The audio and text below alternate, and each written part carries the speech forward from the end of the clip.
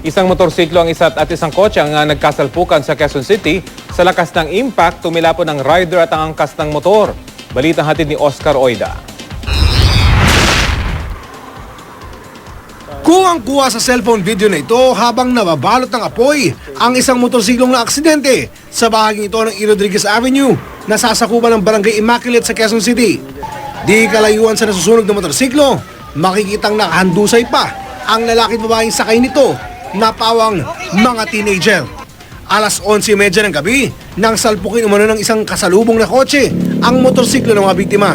Ang nakita ko na lang itong motor na nag-umagaywang-gaywang. Ang bilis doon yung tulin. Tapos bumangga po dyan. Maya-maya po nagliyab po yan. Sa lakas ng pagkakasalpok, tumila po ng mga sakay ng motorsiklo. Ang lalaking sakay nito, humampas pa mo ng ulo sa windshield ng nakabanggang sasakyan. Habang sa kalsada naman lumagapak, ang angkas niyang babae. Ang kotse nakabangga, huminto ba? Hindi po minto. Nagtuloy-tuloy siya. May taxi na lang na humabol sa kanya. And then bumangga siya doon ulit. Kasi lost brake daw po.